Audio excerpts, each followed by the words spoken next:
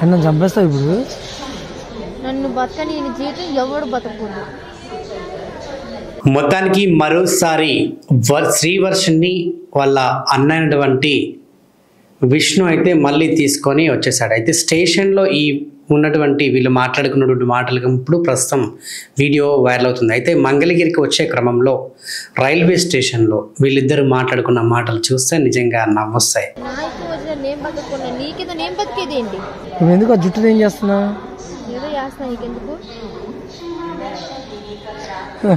నాకు జుట్టు చాలా ఉంది, పీక్కొని చేయడం నాకు పెద్ద మాట ఏం కాదు. ట్రైన్లో కూర్చొని కూడా చేయగలను, ఖాళీ బొచ్చి ఏం పీకుతాను, ఖాళీ కూర్చోడమేగా. మంగళగిరి వెళ్ళాక శ్మశానం పూజ కూడా చేస్తా. నీకు నన్ను దూరం చేస్తావా, అక్కడి నుంచి తీసుకొస్తావా? అయితే మొత్తానికి నన్ను అఘోరి నుంచి దూరం చేస్తావా, నీకెంత ధైర్యం, నిన్ను శ్మశానానికి తీసుకెళ్ళి నీ మీద పూజలు చేపిస్తాను. అండ్ అక్కడ ఉన్న ఆమె ఎంటికలు తీసి మొత్తం అల్లుకుంటా, ఎందుకు అలా చేస్తున్నావే అని అడిగితే, నీకెందుకు అవసరమైతే నాకు ఎంటికలు చాలా ఉన్నాయి, నేను ఇలానే చేస్తా అని చెప్పేసి ఆమె ఏదో మాట్లాడుతుంది. మొత్తానికి ఆమె మాట్లాడిన మాటలు మాత్రం సోషల్ మీడియా మాధ్యమంలో వైరల్గా మారాయని చెప్పాలి.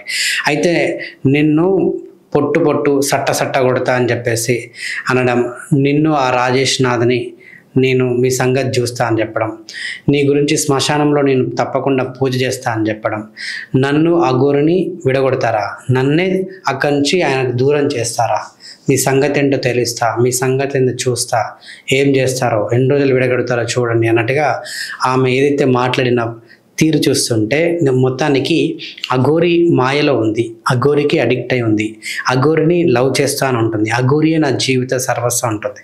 మొత్తానికి అంటే అఘోరిని ఈమె వాళ్ళకు తీసుకుందా, ఆయన వాళ్ళ అంటే ఈమె వాళ్ళకు తీసుకున్నాడు అర్థం కావట్లేదు. కానీ మొత్తానికి మాత్రం ఆ శ్రీవర్షిని అనే అమ్మాయి నువ్వు ఎందుకు ఆ జుట్టు ఏం చేస్తున్నావు?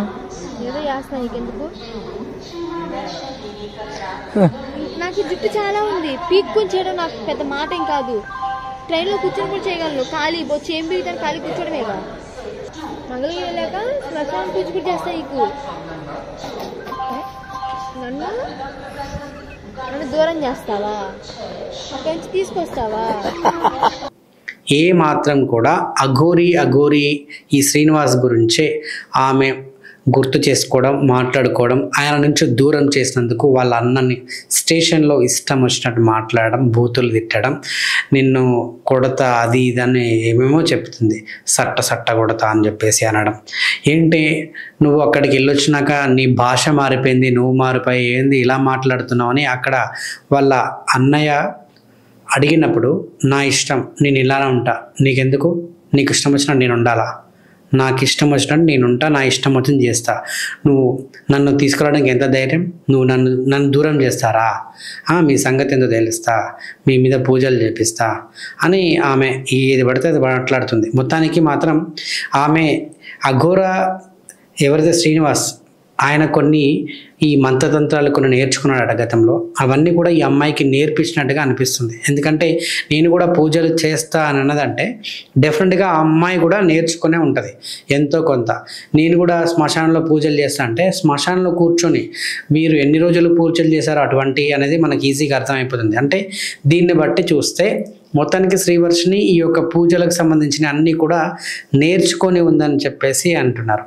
అయితే ఈమె కూడా చేస్తాను, ఏమవుతావో, నేనేమి అవుతాను చూడు.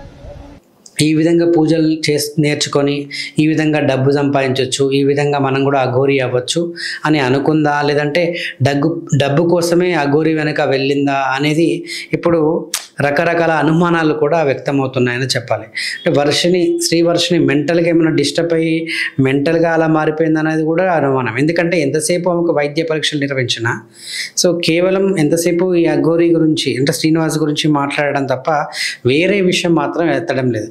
మీతో వస్తాను, మీతో పాటే ఉంటానని హ్యాపీగా మన ఇంట్లోనే ఉంటాను, అమ్మనాలతో ఉంటాను, చదువుకుంటాను, జాబ్ చేసుకుంటాను అన్న మాటలు మాత్రం తన నుంచి ఏమాత్రం రావట్లే. ఎంతసేపు నేను అఘోరితో వెళ్ళిపోతా, శ్రీనివాస్తోనే ఉంటాను, నా జీవితం అంతా ఆయనతో ముడిపడి ఉంది, నేను పూజలు చేస్తా, అది చేస్తా, ఇది చేస్తా అంటుంది తప్ప వేరే విషయాలైతే మాట్లాడే ప్రయత్నం డిస్కస్ చేసే ప్రయత్నం, దాని గురించి కమ్యూనికేట్ అయ్యే ప్రయత్నం మాత్రం ఏది మాత్రం చేయట్లే. అండ్ రాజేష్ నాథ్ అఘోరి గురించి కూడా అంటే మరి ఆయన ఏం చేసిండో అర్థం కావట్లేదు. ఆయన కొన్ని సోషల్ మీడియాలో వీళ్ళ గురించి కొంచెం నెగిటివ్గా మాట్లాడినది అంతా మనసులో పెట్టుకొని, రాజేష్ నాథ్ అఘోరి సంగతి నీ సంగతి చెప్తా, మిమ్మల్ని ఏం చేయాలో నాకు తెలుసు అన్నట్టుగా ఆమె ఒక అంటే నెగిటివ్గా మాట్లాడుతుంది తప్ప వేరేది ఆమెకి ఇంకా పాజిటివ్గా మాట్లాడే ఆలోచనలు మాత్రం లేవు. అసలు ఆ ఆలోచనలు రావట్లేవు, ఆ ఆలోచనలో కూడా లేదు. మొత్తానికి శ్రీవర్షిని మాత్రం ఇప్పుడు ఈ మంగళగిరి తీసుకొచ్చే క్రమంలో ఇప్పుడు ఆమె ప్రవర్తన కానీ ఆమె తీరు కానీ ఇలా ఉంది. మీరు ఆ వీడియోలో పక్కన ఆమె మాటలు కూడా వింటూ ఉండండి, ఒకసారి మీకు అర్థమవుతుంది.